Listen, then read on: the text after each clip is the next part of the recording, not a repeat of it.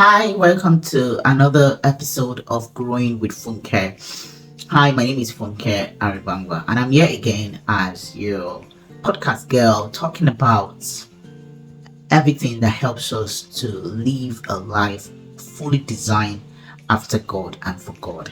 So, this series we have themed it as the core of self and purpose. So, we're going to talk about the different unique designs that are peculiar to our being so that we can fully function and maximize it and utilize it fully. This week we're going to talk about purpose as one of your core self-discovery. Now, many a times a lot of people are just living life randomly without intentionality. Many a times we are so busy that we don't pay attention to what patterns and pointers our lives are showing or pointing at us. And when it comes to purpose is not just what you walk into. Purpose is actually what you uncover of yourself. Purpose is uncovering what God has planted inside of you. Purpose is walking in alignment to why you have been created. Purpose is gaining insights and understanding to what is unique to your being. Now, how can I identify my purpose? How do I uncover the unique design wiring that I have been made of? Number one way of uncovering your purpose is to actually have a reflective exercise of your life inventory. Yes.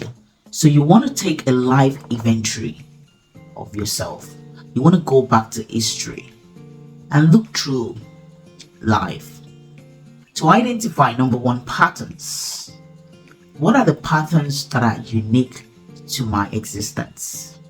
What are the things that I found myself doing over and over again that I'm not yet paying attention to? What are those things that I am passionate about, but yet I've not put a language to it? I will give you an instance. So for example, over the years, you have found yourself to just enjoy talking, that even sometimes people would see you and say that you talk too much. Well, that is part of the elements that God has put inside of you to help you fulfill purpose. That is part of the qualities that has been embedded in you to fulfill purpose. So, life inventory is the first thing you want to do. Look inward and ask questions.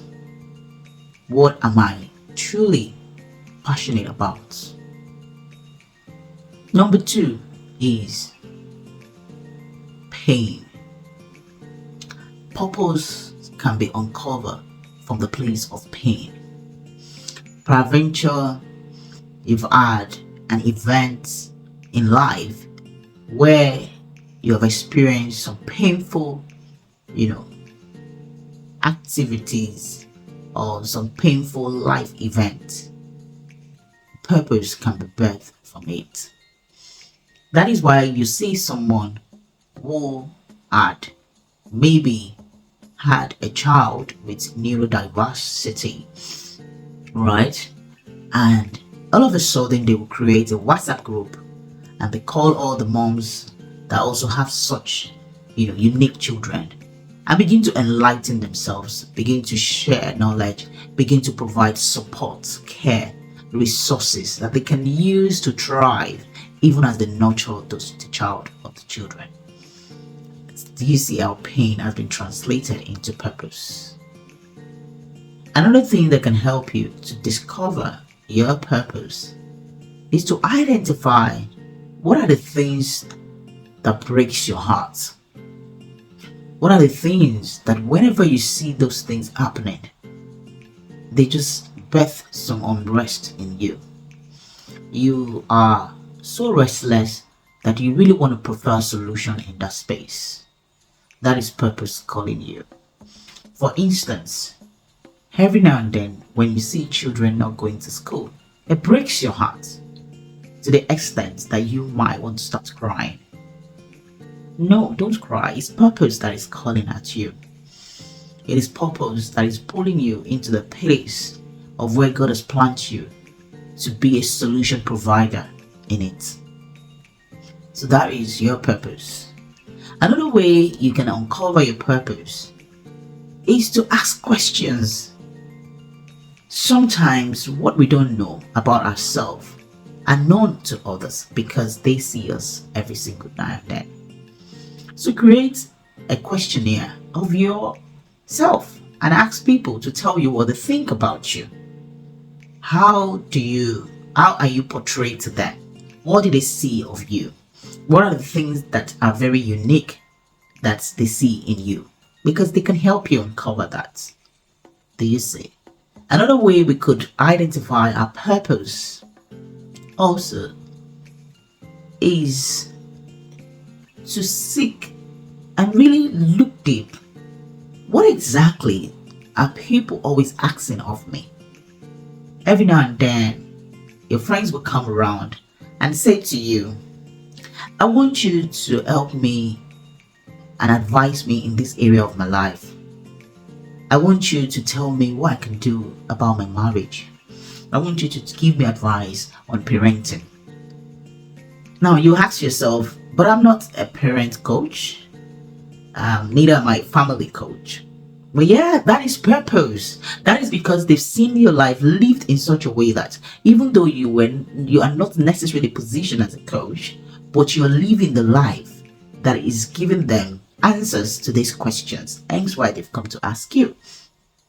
Do you see? So these are ways that you could actually begin to sit down to discover and uncover what God has placed in you as a seed to birth purpose out of it.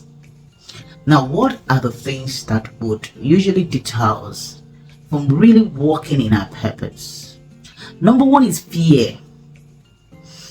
Many a times we want to shrink back because we are afraid of either failing, being laughed at, or not succeeding.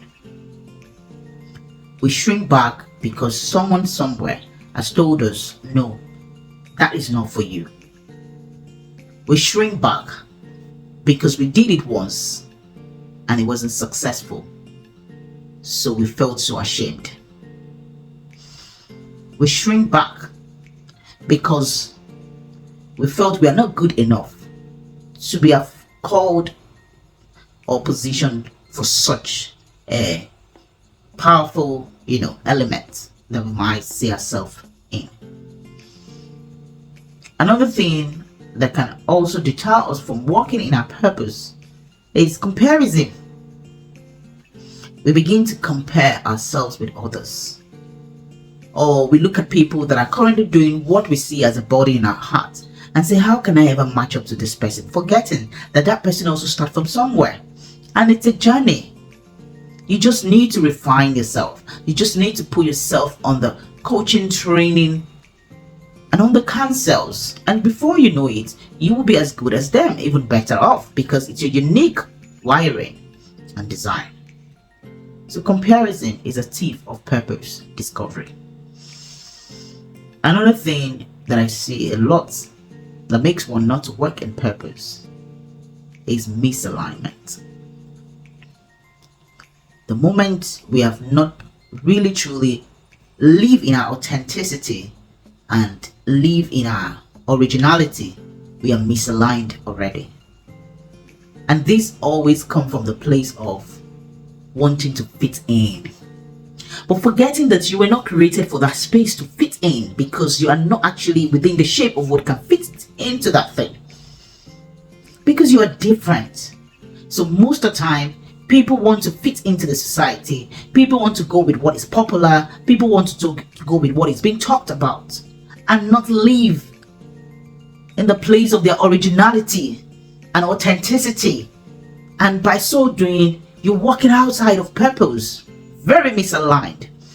And what you see happening after some time is regrets, is disappointment, is shame. Another thing that I see so vividly that makes us not walk in purpose is imposter syndrome, is self-sabotaging behaviors. We try to talk ourselves down even before we go forth. We try to limit ourselves even before we attain what God has called us into. We try to believe that we can never be the best that we see of ourselves because of what the society says, because of what your friend has said, because of what your significant others have spoken about you.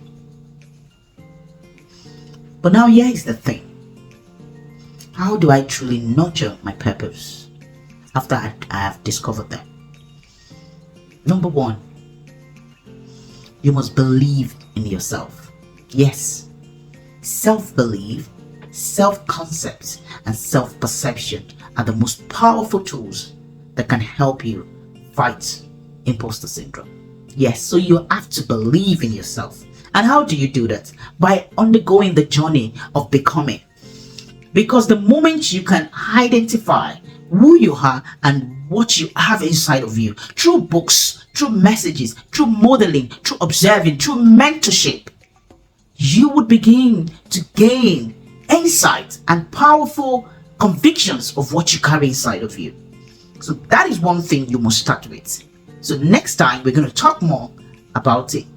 What exactly is our call of self and purpose? I hope this has blessed you.